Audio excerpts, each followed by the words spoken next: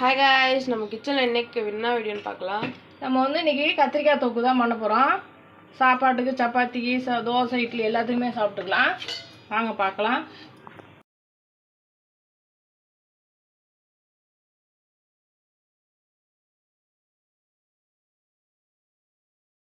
தாளிக்கிறதுக்கு கடுகு போட்டுக்கலாம், 4 வெந்தயம் போட்டுக்கலாம், மிளகு 4 போட்டுக்கலாம், சீரகம் போட்டுக்கலாம், கொஞ்சமாக உளுத்தம் பருப்பு போட்டுக்கலாம், இடித்து வச்ச பூண்டு போட்டுக்கலாம், ஒரு 4 பச்சை மிளகாய் போட்டுக்கலாம், வெங்காயம் பெரிய வெங்காயம் கட் பண்ணி வச்சுருக்கேன், அதையும் போட்டுக்கலாம்.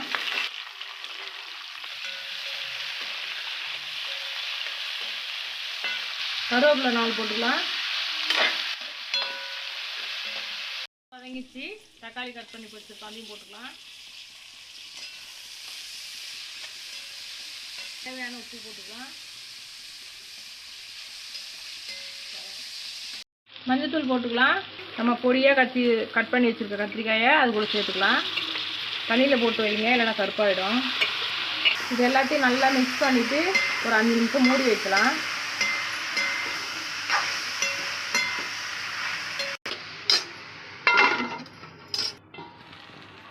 பார்த்திங்கன்னா நல்லா வதங்கிச்சு.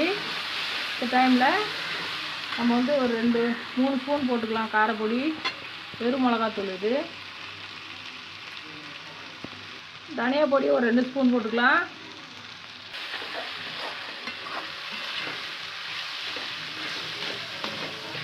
திக்காக புளி கரைச்சி வச்சுருக்கோம், அதை கொஞ்சம் ஊற்றிக்கலாம் கூட. நல்லா மிக்ஸ் பண்ணிவிட்டு திருப்பி மூடி வச்சிடலாம்.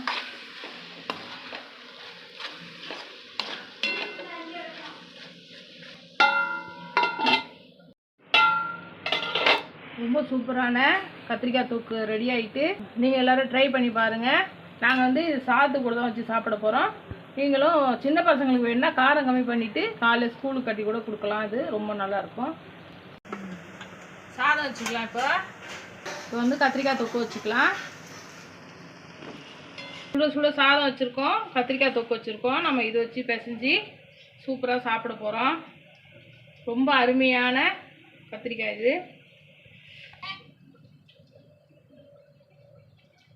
ரொம்ப சூப்பராக டேஸ்ட்டாக இருக்குது. நீங்கள் எல்லோரும் ட்ரை பண்ணி பாருங்கள், கமெண்டில் சொல்லுங்கள்.